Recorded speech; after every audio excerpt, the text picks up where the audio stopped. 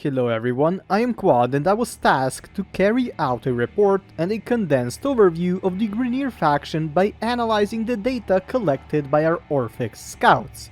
Welcome to Narmer Report, a series in which we will take a look at all the adversaries we will face in the Sol system.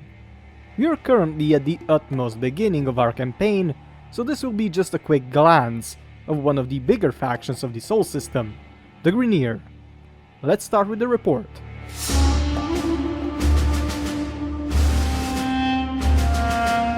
The Grineer are a powerful and militaristic race of genetically modified clones, known for their brutal and expansionist nature. They are led by the Grineer Queens, Orokin descendants that took control of hideous Grineer bodies. Their location is unknown to us, but we have intercepted enemy transmissions that lead to something called the Kuva Fortress. But anyways, let's first look at how the Grineer were made. The Orokins sought to find a solution to their labor shortage and the need for a workforce to maintain control over the solar system. To achieve this, they conducted extensive genetic experiments and cloning research. The result of these experiments was the creation of the Grineer, a race of genetically engineered clones designed to serve as a ready and expandable workforce for the Orokin.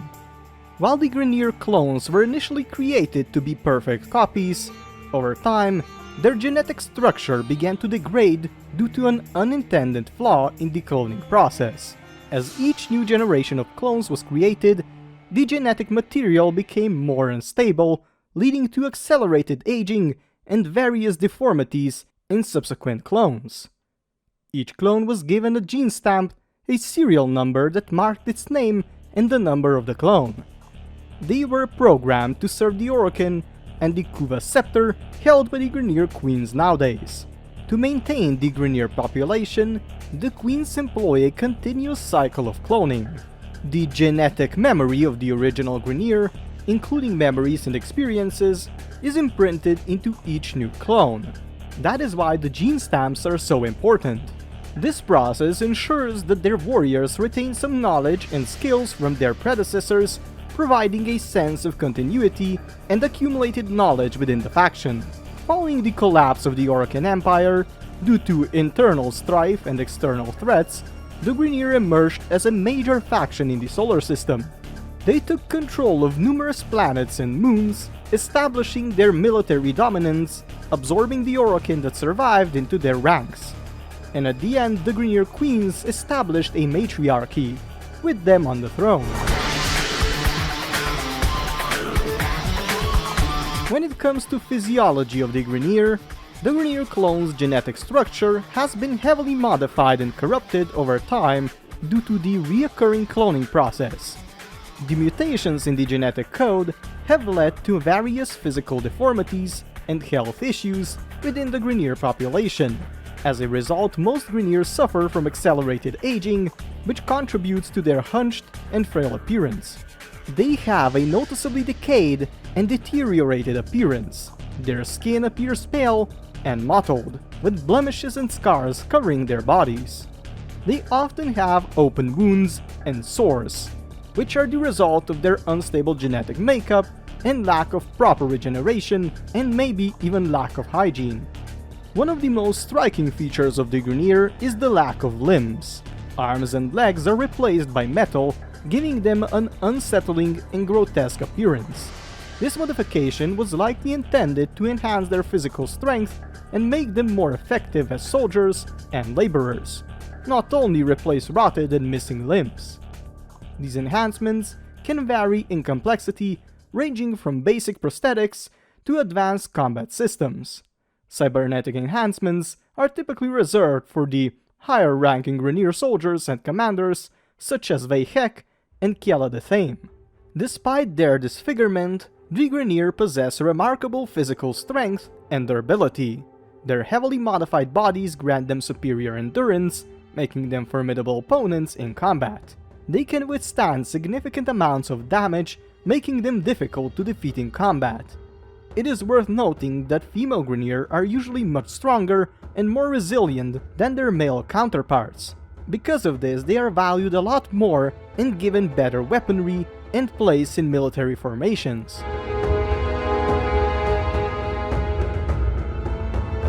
When it comes to Grineer communication, the Grineer language features guttural sounds, sharp consonants, and harsh pronunciation.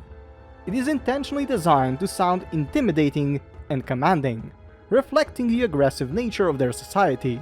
The language may be difficult for outsiders to understand or replicate due to its unique phonetics, but it does resemble a language of the old pre-radiation wars era.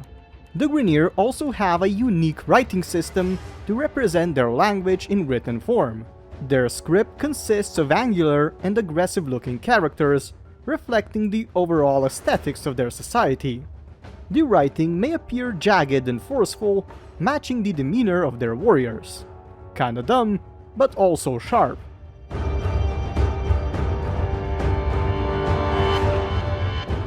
When it comes to military and technology of the Grineer, they employ a wide variety of infantry units, each serving different roles in their military hierarchy. Some of the most common infantry units include Lancers, Troopers, Ballistas, and Seekers. Lancers are standard foot soldiers armed with assault rifles of various kinds, while Troopers use shotguns and flamethrowers. Ballistas are the snipers, and the Seekers are stealthy units that become invisible to ambush their enemies with rollers, small robots which we will look into in the next report. The Grineer fields several heavy units as well that serve as elite soldiers capable of dealing devastating damage to their foes. Bombards wield powerful rocket launchers, heavy gunners carry heavy machine guns, and napalms deploy incendiary launchers. These heavy units are heavily armored and pose significant threats to the opponents. We'll go over all units by the respective chapter in future reports. The Grineer have access to a wide range of war machines, including tanks and flying armored personnel carriers. This includes units such as rollers, small and agile robotic spheres armed with explosives, and thumpers, quadrupedal tanks augmented with armor, and massive cannons typically used planetside. They also employ combat drones to assist in battles and provide additional firepower.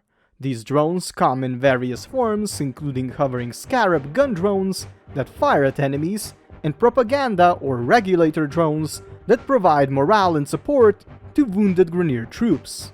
Their most significant advantage still lies in their cloning technology. Their ability to clone troops rapidly and effectively allows them to maintain a virtually endless supply of enemy soldiers. Even in the face of heavy losses, the Grineer can quickly replenish their ranks, making them a persistent and unyielding force. Grineer galleons are massive capital ships used for both transportation and combat purposes. These formidable vessels serve as mobile bases for the Grineer and are heavily armed with various weaponry. In addition, an even bigger class of capital ships, known as Fomorians, were made with intention of total systemic Grineer control.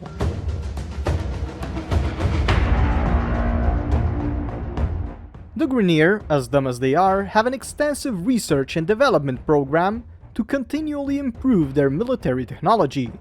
Such technology are the informants, drones that would help the Grineer survey all the Tenno in the system, manic units of enhanced Grineer soldiers developed in the lags of Teal Rhaegor, and most importantly, Kuva Liches, which hunt down Tenno Scoom through their endless lives. There is also many more notable Grineer characters and high-class targets, but to write everything about them here would make the report far too long. If I mention some, there is Captain Vor, Sargas Ruck, Lieutenant Lech Krill, Counselor Vehek, and I could go on and on. I will make a report on all of them in the future. But now let's look a bit more in their expansionist nature.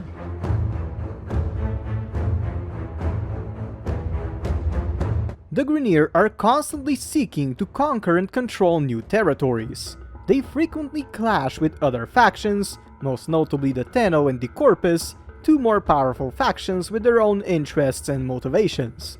One of the primary motivations behind the Grineer expansion, however, is their constant need for resources. The vast size of their military, along with their reliance on cloning technology and advanced weaponry, demands a steady supply of raw materials, including rare and valuable resources.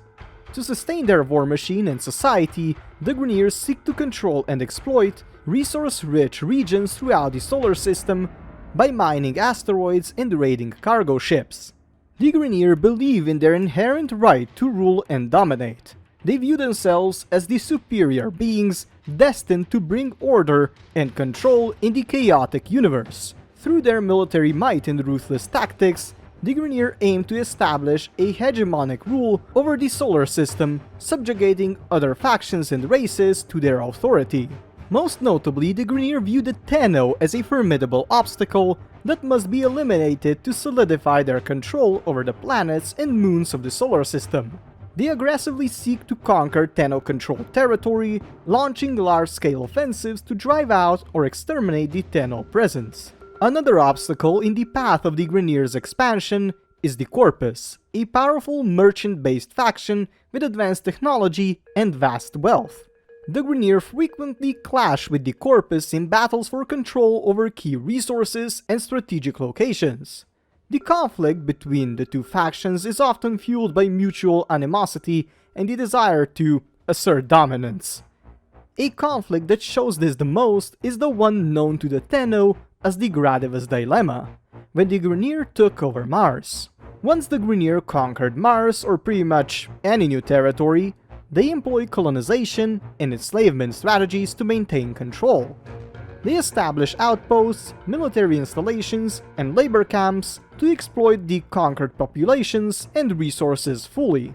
Those who resist Grineer rule are suppressed and executed. Due to their conquest, they currently hold Mercury, Earth, Mars, Ceres, Saturn, Uranus, and Sedna in their grasp. But soon all these planets will be in our control.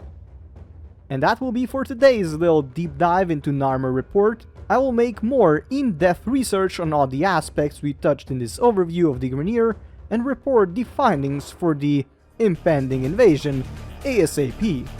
But for now, I wish you a very nice day. Goodbye.